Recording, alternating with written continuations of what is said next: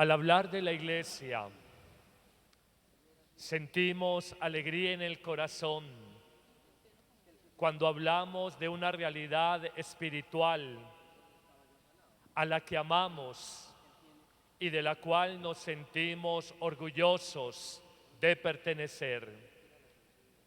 Fundada por el mismo Jesucristo, hace 20 siglos, ha caminado en los mares embravecidos de la historia humana durante estos 2000 años. Todos los imperios del mundo entero, con más poder político, económico y militar que la estructura humana de la iglesia, si se viera como solo estructura humana, todos los imperios políticos, militares, económicos y culturales en algún momento de la historia han sucumbido. Crece el cristianismo en el ocaso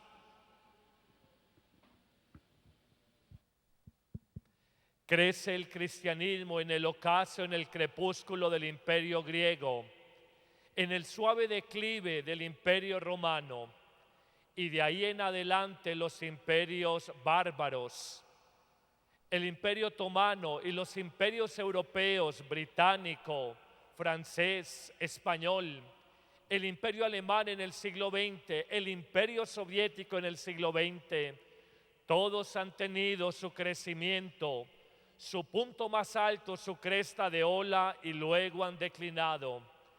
Y la iglesia en no pocas ocasiones atacada, cuestionada, criticada, calumniada, la iglesia de Cristo se ha sostenido. Ha vivido un cisma fuerte hacia el año 1000 con los ortodoxos.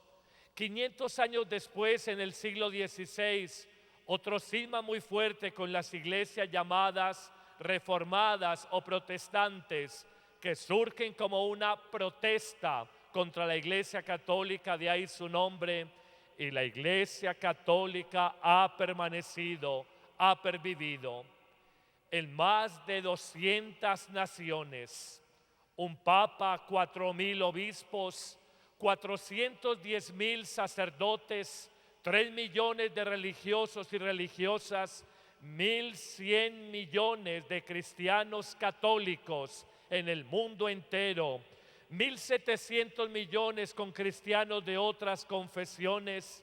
Es la fuerza espiritual más grande en el mundo y especialmente en Occidente. ¿Qué hay detrás de este misterio que llamamos el cuerpo de Cristo? Nadie la refleja mejor que la parábola del trigo y la cizaña, donde hay santos y pecadores, donde nosotros mismos en nuestra realidad personal corroboramos que a veces nos despertamos en la mañana como ángeles porque queremos hacer el bien, amar, entregarnos, servir, y hay otros días en que nos levantamos en la mañana como verdaderos demonios, llenos de rabia, de furia, incapaces de comunicación y de perdón, incapaces para la misericordia, la justicia o para reconocer la verdad que hay en otro ser humano. Ese es el misterio de la iglesia. De eso hoy vamos a hablar a partir de 3 palabras centrales en un mundo donde hoy cuestiona, interroga y pone bajo sospecha la verdad y la fuerza moral y espiritual de la iglesia, sobre todo en Europa y América, nuestro mundo de Occidente. 3 palabras que no las van a olvidar, claramente diferenciadas, pero claramente construidas a la manera de una escalera que asciende a un segundo piso de una casa, donde una presupone la otra. 3 palabras con las cuales de alguna manera buscamos aportar al cuestionamiento que hoy, sobre todo desde los medios de comunicación, se le hace a nuestra iglesia. Porque el bien de la iglesia se calla, sus obras sociales y de misericordia se silencian. La acción pastoral de tantos laicos y consagrados se invisibiliza, se hace invisible deliberadamente para los grandes medios de comunicación del mundo. Pero eso sí, hay donde haya pecado, hay donde haya equivocación, ahí donde no haya trigo sino cizaña, maleza, ahí está la persona para anunciar: miren la iglesia, miren la que se precia de tener autoridad moral sobre el mundo, de ser conciencia moral para la humanidad. Esto es un desafío sobre todo para las nuevas generaciones. Es muy probable que a ustedes, mamás y papás, les diga una hija o un hijo adolescentes confundidos, les digan: mamá, ¿cómo creer en la iglesia? ¿Cómo creer en los sacerdotes? Miren lo que aparece en las noticias. Me di a la tarea de seguir el más importante periódico de este país, con sede en Bogotá, y me di a la tarea de seguir durante 3 meses 20 informaciones, 20 noticias sobre la iglesia. 18 eran malas, 2 eran buenas. La pregunta que yo me hice: ¿se informa con objetividad? ¿Se informa con imparcialidad? ¿Qué le están vendiendo a nuestros jóvenes cuando en la televisión la santidad de un sacerdote, de una religiosa, el acto heroico de un laico no aparece? Pero la equivocación, como humanos que somos todos que tienen un clérigo o un laico, sí la denuncian, la inflan, la agigantan. ¿Cuál es la objetividad? ¿Cuál es la malicia? ¿Cuál es el propósito de robar en el pueblo de Dios la fe en la iglesia, camino de salvación? Esto hay que decirlo, porque es una verdad que uno viene mirando desde hace años. Me ordené sacerdote hace 15 años y medio y veo un Medellín distinto en ese diciembre del año 1993 al que veo ahora en agosto del 2009.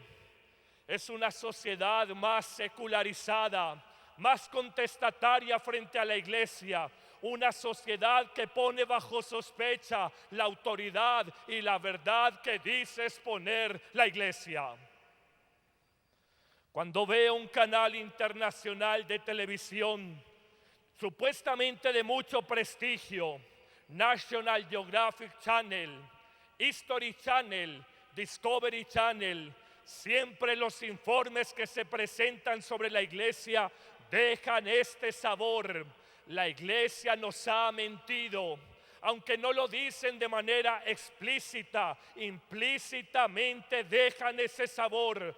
Todas las verdades de la iglesia hay que ponerlas bajo sospecha.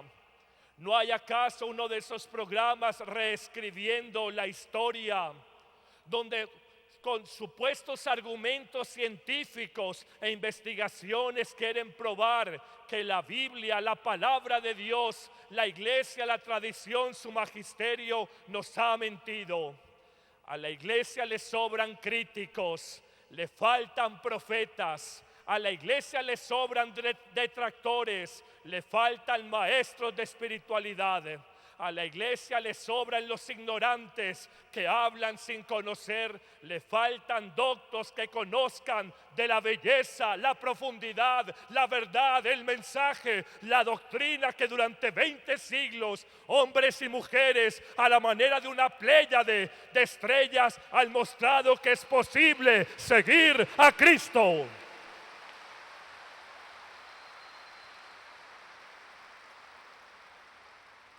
Hoy a ustedes 3 palabras, 3 armas, no las van a olvidar, las van a aprender, se las van a apropiar, las van a internalizar en ese orden en el que se las voy a dar.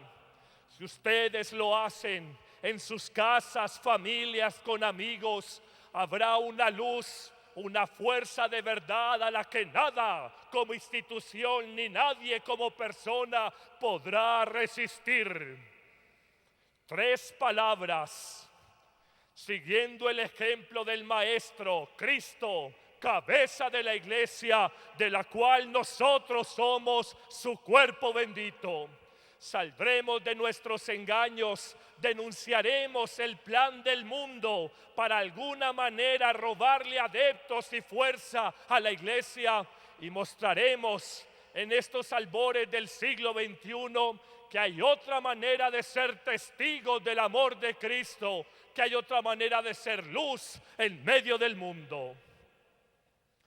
Primera gran palabra que quisiera compartir con ustedes. Queremos anunciar una iglesia creíble, confiable, profética, iluminadora.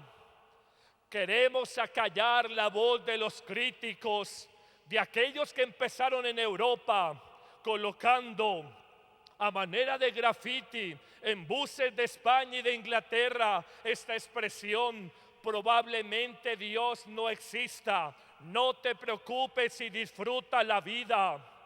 En el fondo colocando la imagen de un Dios que fuera al parecer celoso de nuestra libertad y que no nos deja ser nosotros mismos.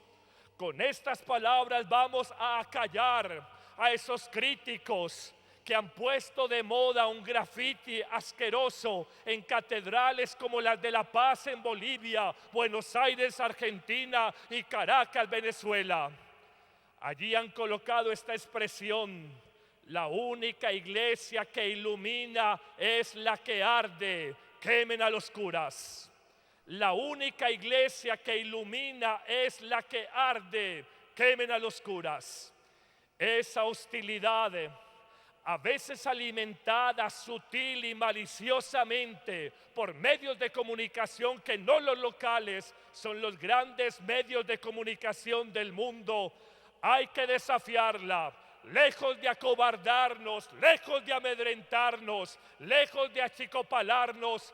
Tenemos que salir como Jesús cuando lo encerraban, cuando querían cuestionarlo. Tenemos que salir como Jesús adelante. Paso de vencedores, más fuerza, más coraje, más unción, más testimonio, más acción, más verdad para exponer a los hombres.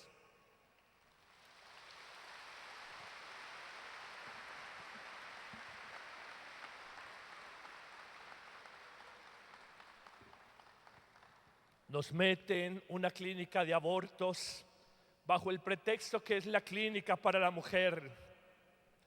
Nos dicen que a la religión y a la iglesia no se le puede apoyar porque eso es faltar supuestamente a la filosofía secular del Estado, del sector público.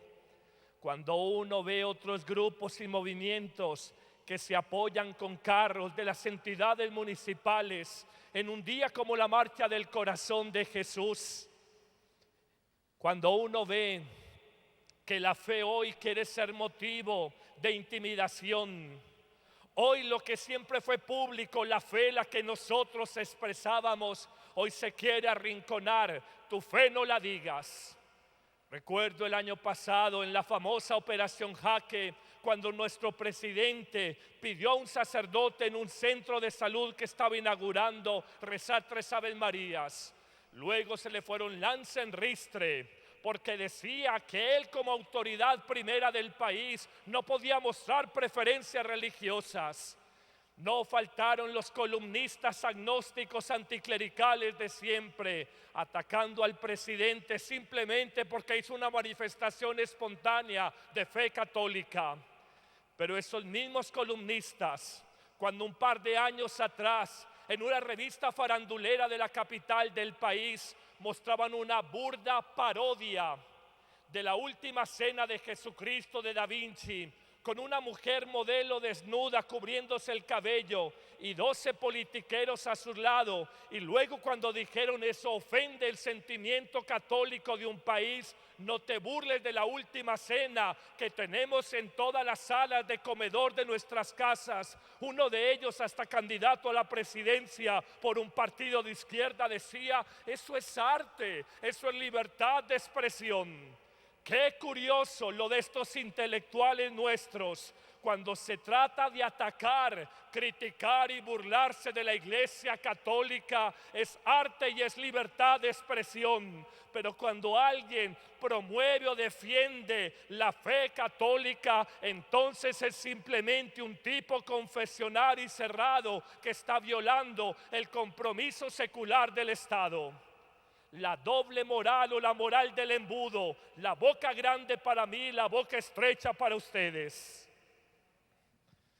Frente a este mundo, donde reitero, muchos de ustedes pueden decir cómo enseñarle a Dios a nuestros hijos. Cuando hace 20 días estaba en un foro, en un colegio, sobre el tema de la filosofía y hablamos de valores cristianos. Habían alumnos de 6 o 7 colegios. Luego en un panel de preguntas, oí estos jóvenes de 10 y 11 grado. Padre, que la iglesia es totalitaria y retrógrada. Padre, que los moralismos de los curas. Padre, que ese Dios nos roba la libertad. Que la religión es el opio del pueblo, Marx. Que la religión es simplemente para calmar los miedos del hombre y crearse un ser superior que le protege, Freud. Y me hablaban estos jóvenes de 10 y de 11, supuestamente de colegios católicos. Y pensaba yo, qué bien aleccionados están. Y cuando hablaban de una religión de prohibición, el moralismo, imposiciones, de un Dios que te roba libertad, yo simplemente les dije, yo no conozco ese Dios. Ese no es el Dios de la Biblia. Ese no es el Dios de Jesucristo. Ese es el Dios de algún autor que leíste en un libro que estaba varado por falta de plata y lanzando mentiras a la manera de un código Da Vinci. Ha calumniado y ahora tiene 30 millones de dólares en su bolsillo. Ese es el Dios de algún canal de televisión que ha recibido 100 millones de dólares de la comunidad judía en los Estados Unidos para decir que el evangelio apócrifo de Judas es verdad y que quien traicionó a Jesús no fue un judío sino un romano, echándole de paso agua sucia a la iglesia católica en Roma. Cuando uno sabe por dónde va el agua al molino, uno aprende a entender muchas realidades que bien aleccionan hoy a nuestros jóvenes, los envenenan y los vuelven hostiles contra la iglesia, fastidio, prevención contra ella, simplemente diciendo que les ha engañado, que les roba su libertad. Nada más lejano, nada más mentiroso, nada más disparatado, nada más distante del Dios de la Biblia, del Dios de Jesucristo, que es por excelencia una experiencia de amor, perdón y misericordia, una experiencia de libertad.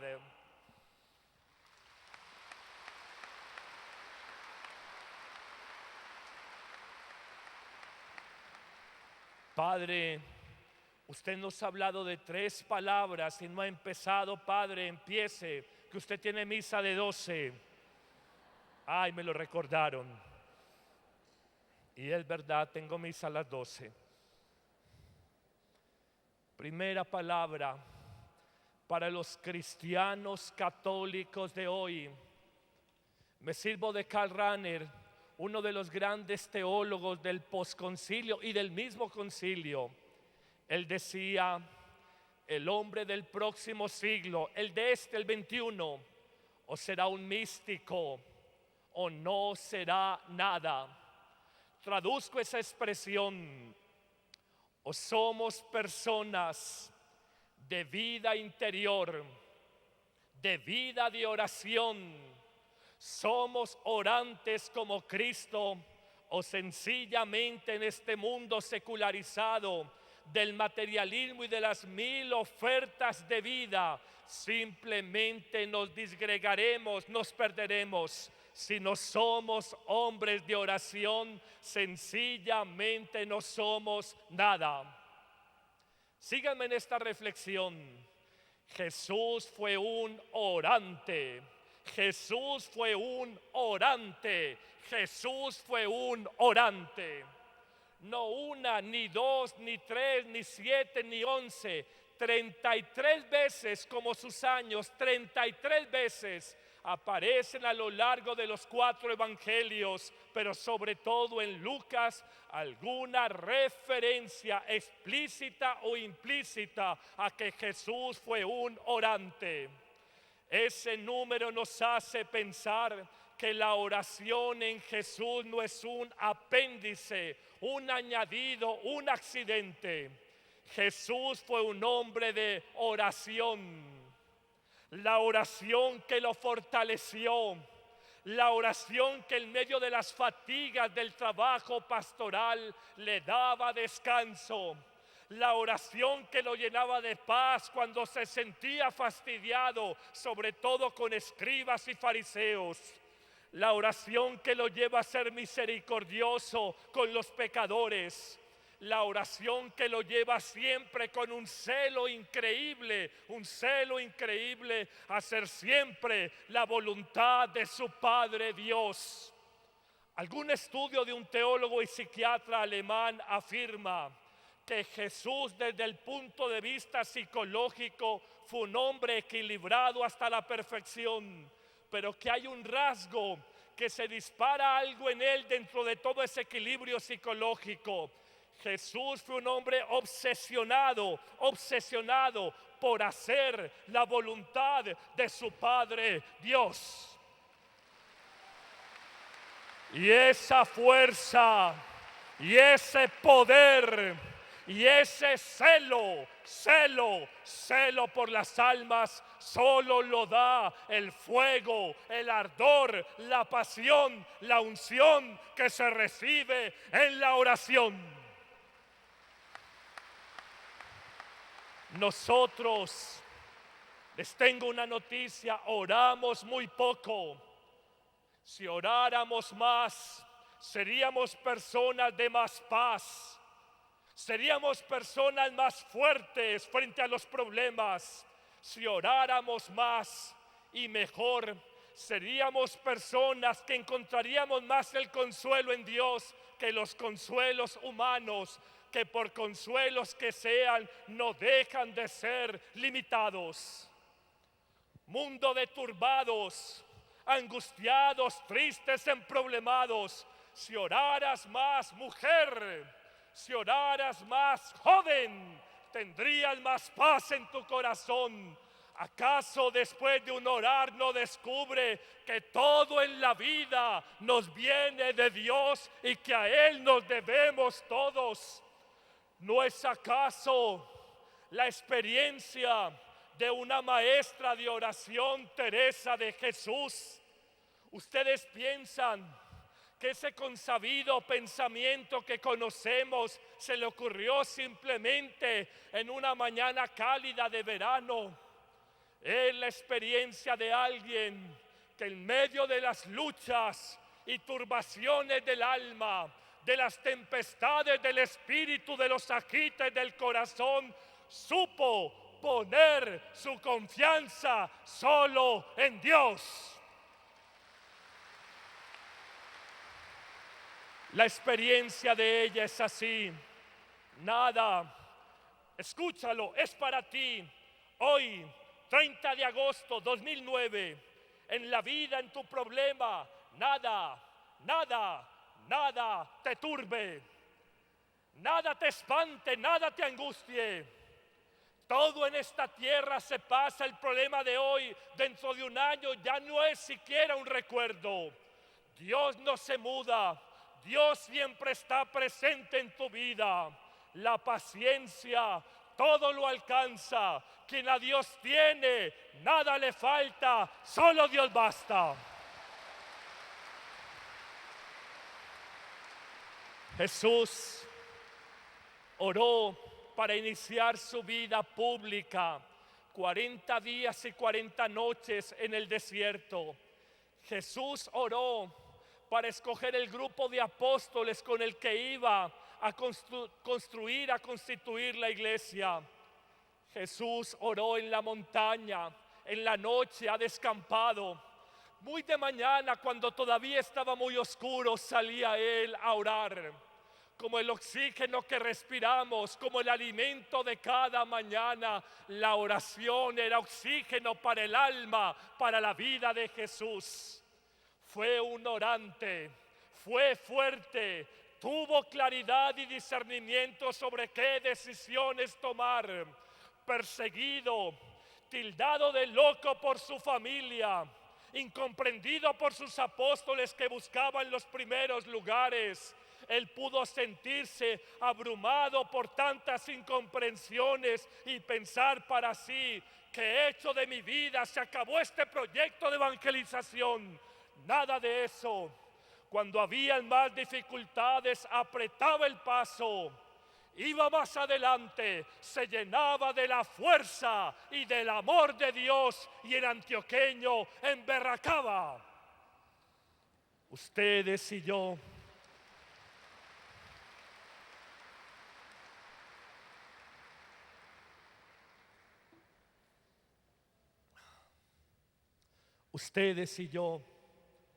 tenemos problemas en la vida, ningún descubrimiento.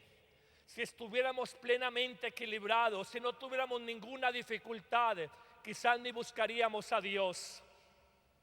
Pero es uno cuando siente, en medio de un mundo de inseguridades, de miedos, en medio de un mundo donde las familias se desintegran, las parejas matrimoniales se rompen, donde la depresión es la pandemia silenciosa del siglo XXI. Pandemia porque es una enfermedad generalizada, silenciosa porque nadie quiere decir que está con depresión. Y en la sociedad del bienestar, de lo perfecto, nadie quiere mostrar el malestar, la tristeza. En medio de todo eso, solo hay una salida: orar, orar, orar. Orar, orar, orar, orar, orar, orar.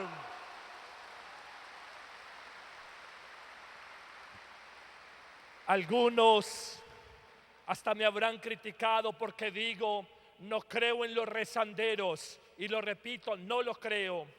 No creo en la gente que reza de labios para afuera.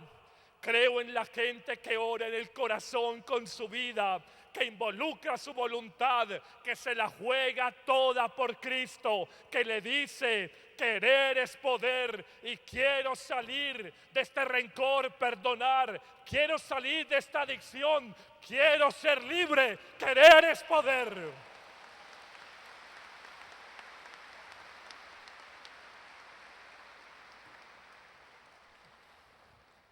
Gente rezandera mucha, gente rezandera mucha, gente rezandera mucha, y mucho mal le han hecho a la imagen de la Iglesia Católica. Mamá, tú rezas, llegas aquí como una culebra de brava. Papá, ¿para qué tan piadoso si tienes moza afuera? Oye, ¿tú a qué grupo de oración vas si sigues siendo el mismo borracho? La incoherencia de la vida desnuda la falsa oración, es un mero rezo mecánico. La oración verdadera transforma. La oración verdadera transforma. La oración verdadera lo cambia a uno desde adentro.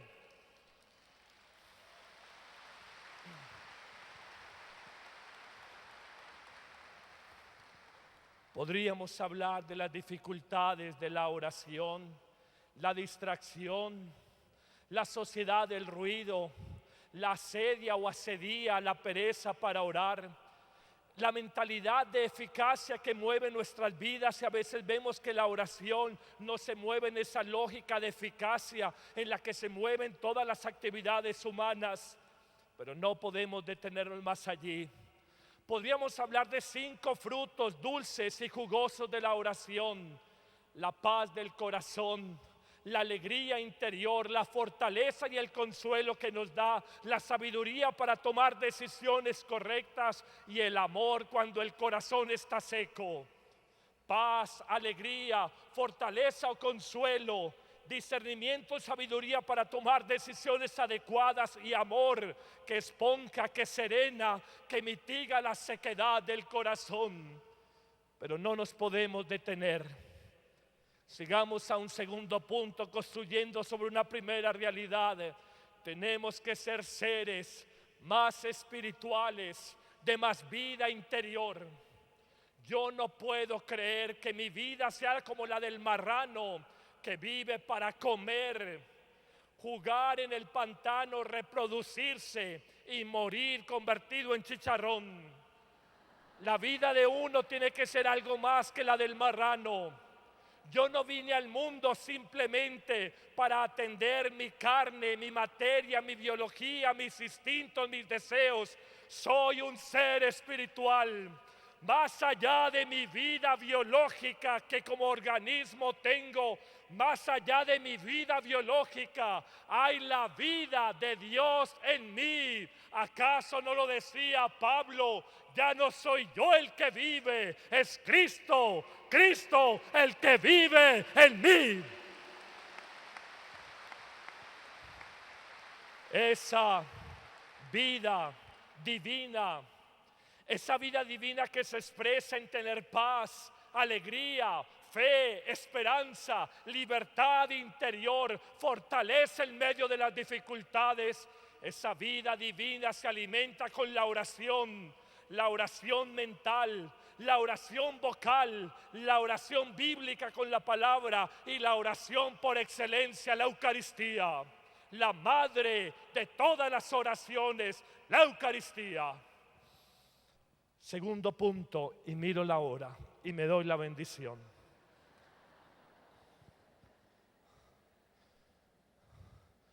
Profetas de nuestro tiempo, católicos creíbles, desafiar a aquellos ateos que te miren primero raro y luego digas: ¿qué le pasó a mi madre y a mi padre? ¿Qué le pasó a ese joven, a mi amigo, al padrecito?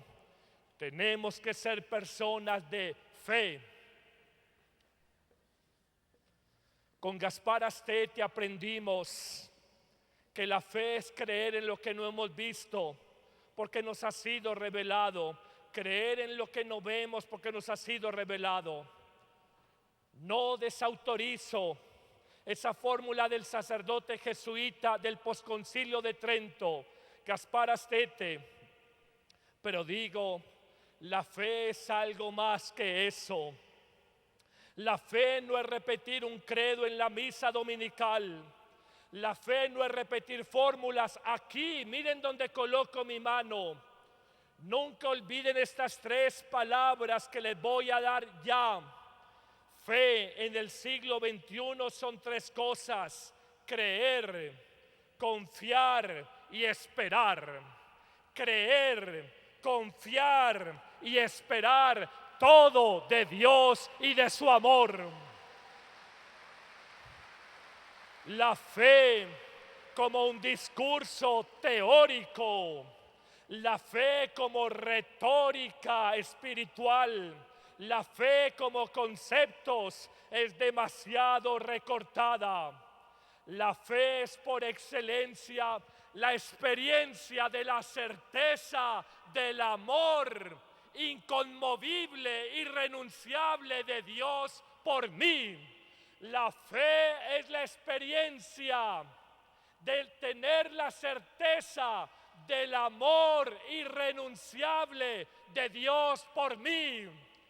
Cuando creo, siento y espero todo del amor de Dios, no hay problema, no hay angustia, no hay sufrimiento que me logre romper el alma. No hay angustia, no hay problema que me logre derrumbar. Cuando uno ve cómo enseñan hoy catequesis, o en esos colegios, high school, estrato 18, te presentamos religiones comparadas. Tienes 12 años, pero ya eres libre para escoger. Si uno con 40 no es capaz de tomar decisiones acertadas, uno a los 12 años sí tendrá conciencia y libertad para optar como se debe. Y entonces te dicen en ese colegio de Las Palmas, estrato 18, mira, el budismo dice esto, el judaísmo dice esto, el islamismo dice esto y los cristianos dicen esto. Tú en tu libertad opta. Bobos. ingenuos, creer que la fe es eso, exponer doctrinas. Aún en el plano doctrinal, vamos adelante de cualquier otra religión en audacia. Para aquellos que dicen es que todas las religiones son iguales, y yo digo sí, cuéntame una cosa. Mahoma nació, vivió y murió. Buda nació, vivió y murió. Confucio nació, vivió y murió. Los profetas del judaísmo nacieron, vivieron y murieron. Y Jesucristo, solo Jesucristo y nadie más que Jesucristo nace, vive, muere y resucita. Y es la gran verdad, y es la gran verdad que acompaña nuestra vida. No seguimos un cadáver. No me hubiera hecho sacerdote por seguir un muerto. Pablo lo dice, tu fe y la mía serían vacías, sin sentido, por seguir a un hombre que por anunciar la verdad y vivir el amor lo mataron. Si la muerte, el mayor mal humano, la muerte, ha sido vencida, cualquier otro mal menor, enfermedades, pobreza, desempleo, soledad, todos los otros males pueden ser remediados. Aprendimos de nuestras abuelas que todo es remediable en la vida menos la muerte, y aún en Cristo la muerte, el mayor mal humano, ha sido vencida. Muerte, ¿dónde está tu aguijón? ¿Dónde está tu poder? ¿Dónde está tu victoria? Humillado, desnudo, empequeñecido, en kenosis ha bajado, ha humillado el mayor mal humano, la muerte. Que no nos digan que todas las religiones son iguales. Solo nosotros tenemos esa audacia, atrevimiento de decir que la muerte ha sido vencida. Pudiéramos tocar otros dos aspectos. ¿Hay alguna religión que diga que Jesús por amor, el amor que reclama presencia, el amor que reclama permanencia, se hace alimento, comida accesible, se hace comestible para ti y para mí? Cuando uno quiere, cuando uno ama, el amor reclama cercanía, presencia, una llamada telefónica si estamos a distancia, un correo electrónico, una carta, una fotografía. Jesús lo pensó. Mi vida intramundana serán solo 33 años. ¿Cómo seguir con ellos? ¿Cómo cumplir esa promesa? Estaré con ustedes, no los abandonaré, estaré con ustedes hasta el final de los tiempos. Eso solo se cumple en el misterio más grande de la Eucaristía, y eso solo lo tiene nuestro cristianismo católico.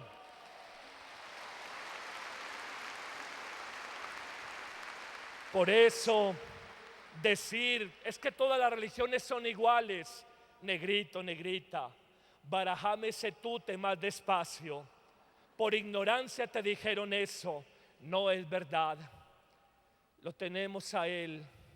Nuestros hermanos separados, el pan de la palabra, perfecto, y es alimento.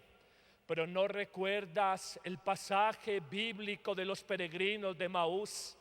Cómo a Cleofás y su compañero les explicaba los textos bíblicos. Jesús una vez resucitado y sin que ellos lo reconocieran, y a ellos les ardía el corazón.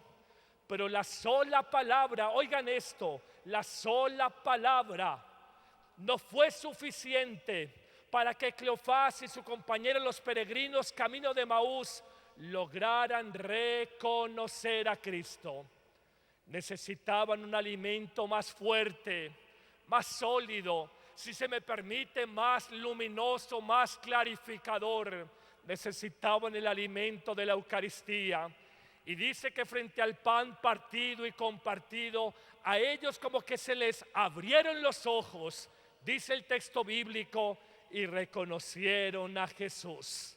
Lo que la sola palabra, para nuestros hermanos separados que dicen solo escritura, solo Biblia, lo que la sola palabra no fue a hacer, les hacía arder el corazón, pero hasta ahí.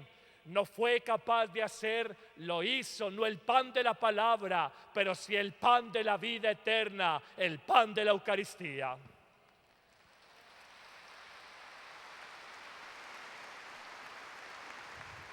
Que las religiones son iguales. Mahoma fue un profeta de Alá, Buda, Siddhartha Gautama, un iluminado, Confucio igual. Los profetas del judaísmo, hombres inspirados por Dios. Pero Dios en su amor dice: yo me haré humanidad, yo me haré bebé, yo me haré niño, yo me haré hombre. Hablaré el lenguaje de los hombres para que me comprendan. Tendré los sentimientos de los hombres para comprenderlos a ellos. Me cansaré, lloraré por Lázaro y por la ciudad de Jerusalén. Buscaré reposo, sentiré hambre y comeré pan y pescado con mis amigos. Eso solo lo anuncia nuestro cristianismo católico, el misterio de la encarnación, la Navidad. Dios que por amor habla el lenguaje de los hombres, se hace hombre, se hace entender como hombre, tiene sentimientos humanos para que todos entendamos el misterio que se esconde en el corazón de Dios.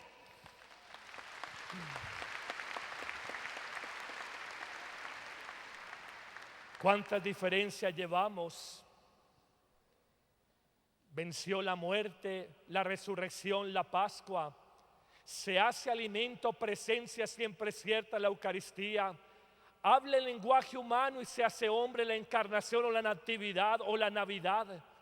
Las religiones son iguales. Conoce el tesoro tan grande que tienes y no hables con más ignorancia que atrevimiento, porque no se sabe cuál le ganas, ignorancia o audacia, aquellos que descalifican la religión, lo que no conocen. Fe que en los personajes bíblicos es inmensa. Podría hablar de la página más hermosa en toda la Biblia sobre la fe, Hebreos 11. Pudiera hablar de la fe en María, que es creer lo imposible. La fe de María, creer lo imposible. Lucas 1, 26, 38. Soy virgen, ¿cómo voy a estar embarazada? ¿Cómo voy a ser madre? Eso es imposible, creer lo imposible. Esa es la fe de María. Pero me voy a quedar con la página más gloriosa de la fe en el Antiguo Testamento. Todo el capítulo 22 del libro del Génesis. El sacrificio de Isaac. Saben toda la historia.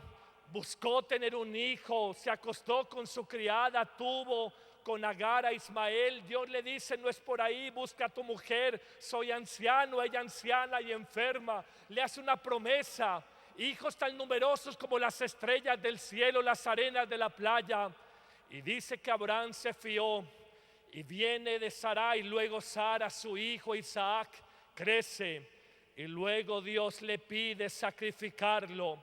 Era un preadolescente, si podía cargar la leña del sacrificio, según nos dice Génesis 22. ¿Qué sentiría Dios en su corazón? Dios tirano, cruel, un niño, un hijo de tantas luchas, de tantos sufrimientos, y ahora me pides sacrificarlo. Eres un cruel, ¿cómo me pides esto?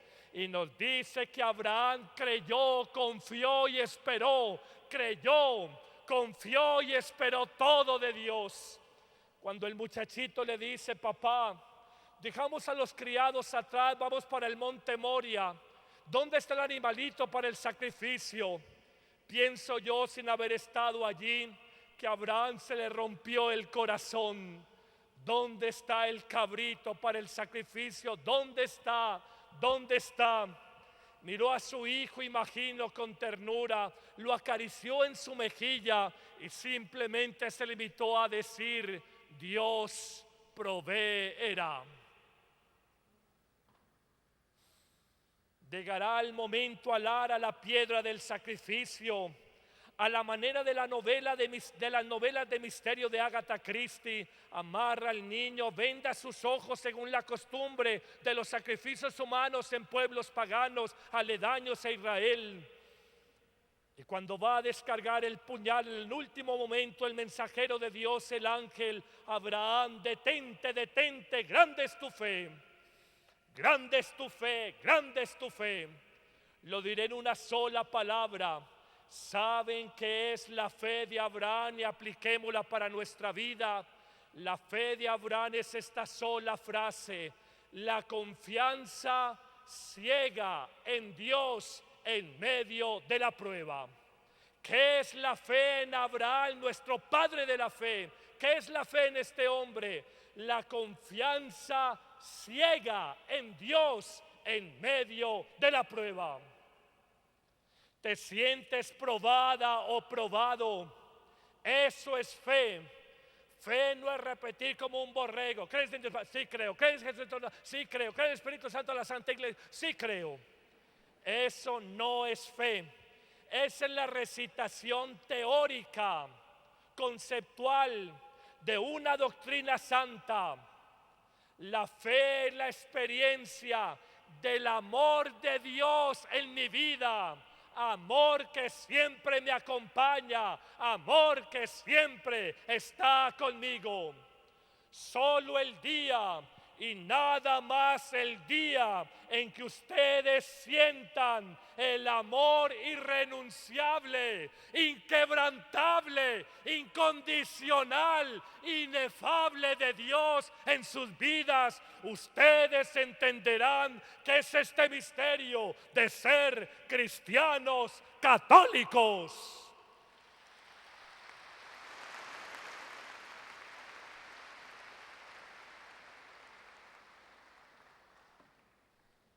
No le digan a nadie, pero ya llegué tarde a la misa de 12. No se lo digan a nadie.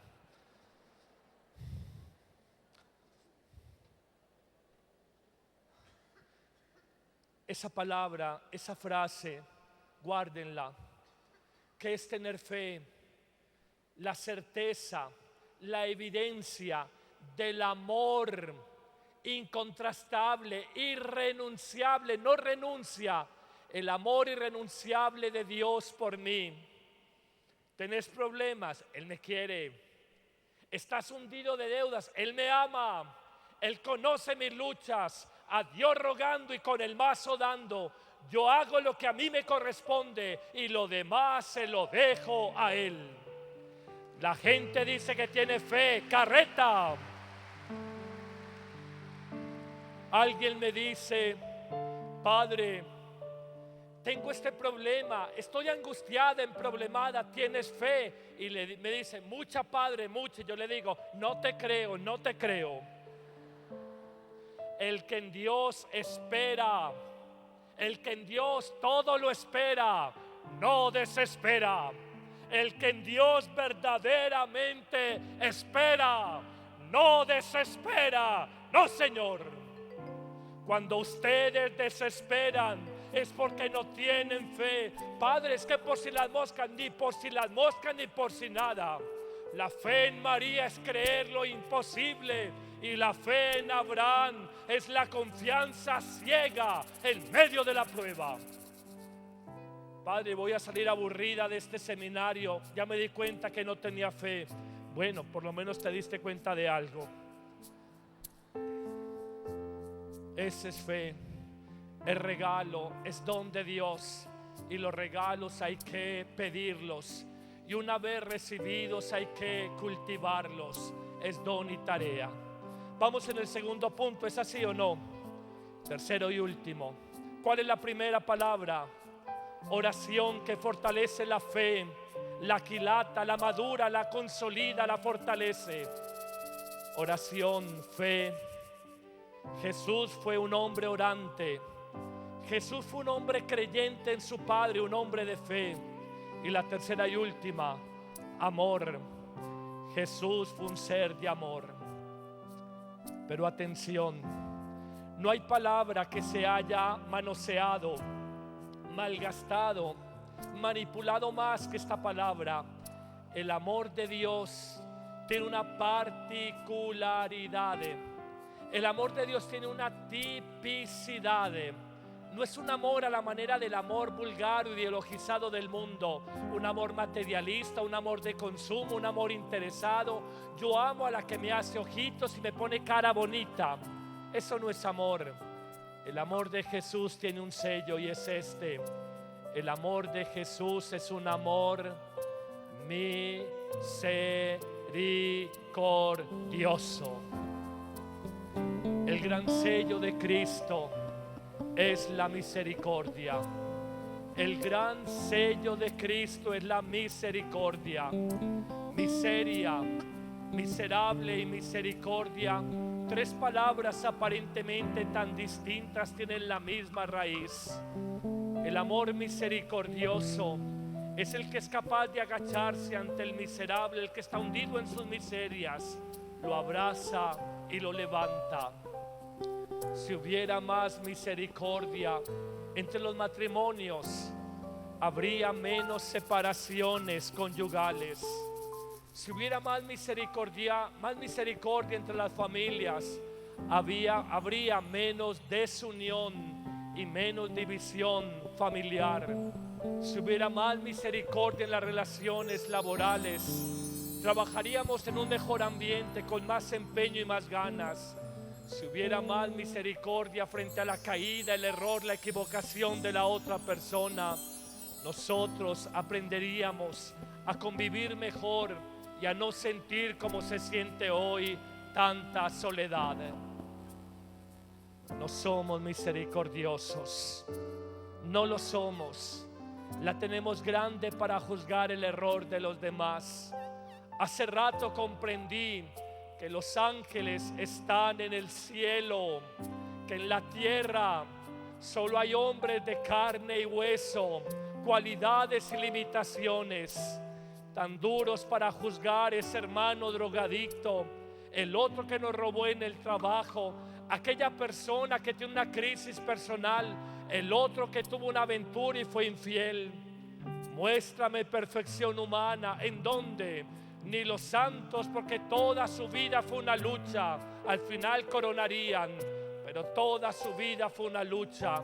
Somos así, de un material deleznable como el barro, y Cristo, tan consciente de esta realidad, entendió que para mirar al hombre y su corazón no hay sino una mirada por sus flaquezas, la mirada de la misericordia.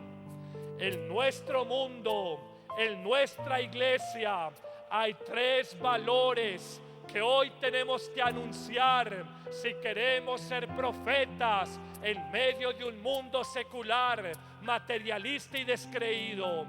Que seamos personas de oración, de vida interior, que seamos personas creyentes, que anunciemos el amor de Dios en nuestras vidas y vivamos con esperanza, y que seamos seres de misericordia, que lejos de convertirnos en jueces severos de los demás, aprendamos a entender que si 1000 veces cae ese hijo, ese cónyuge, ese hermano, 1000 veces tendré que agacharme para levantarlo, y que si yo no he caído en lo que él ha caído, seguramente tendré otras limitaciones.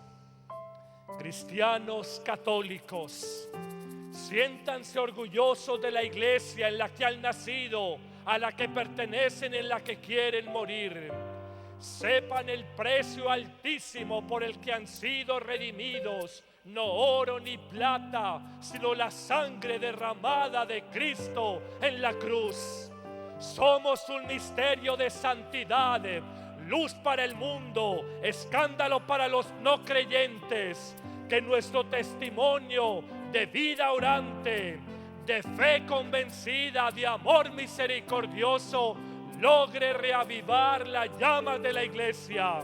para que en medio de nuestro mundo y zarandeados por mares tempestuosos, la barca de la iglesia, cuya cabeza es Cristo, pueda salir adelante y llegar a puerto seguro al final de nuestras vidas. Amén.